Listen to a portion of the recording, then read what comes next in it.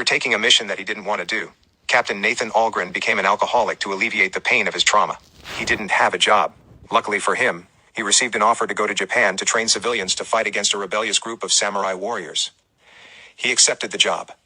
After a short training, he was instructed to take his men to the battle. As expected, they were overpowered, and he was captured.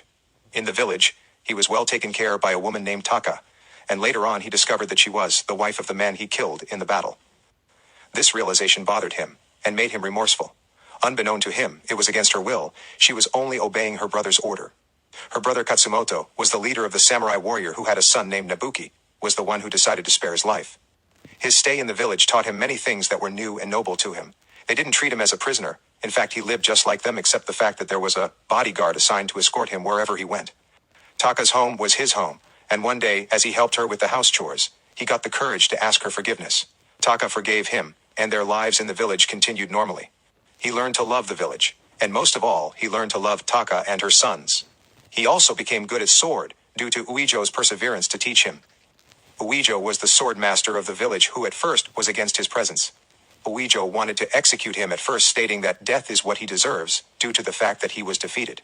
But Katsumoto knows this wasn't his culture and respected him. One night while the villagers was having some fun organizing a stage play, the group of ninja attacked the samurai village. Algren saved Katsumoto's life. He also risked his life to protect Taka and her kids. This is the beginning of their strong bond, which led Algren to leave the village due to the complications of the situation. When he bid farewell to Taka, the pain on her face was visible. She was obviously hurt. Upon arriving in the city, Algren expressed right away his desire to quit from his job, which automatically raised suspicion to Japanese authority. He was arranged to be killed if he goes near to Katsumoto, who is imprisoned. He saved Katsumoto by the help of a few samurai warriors and his son Nabuki. In this event, Nabuki risked his life, believing it was his destiny to die. With pain in his heart, Katsumoto accepted his son's faith, and together with Algren came back to the village and planned to fight against the Japanese authorities. In the day of their departure to war, Taka dressed Algren and gave him the armor that belonged to her deceased husbands. This scene was the most dramatic and romantic in the film, where they looked at each other intently, and ended up sharing a pure love on the lips.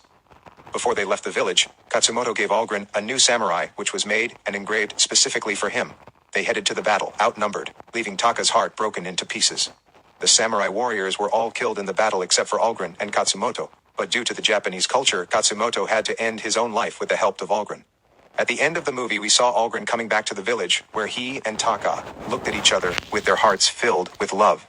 And that's when the story of Taka and Algren ended in The Last Samurai. Thank you for watching.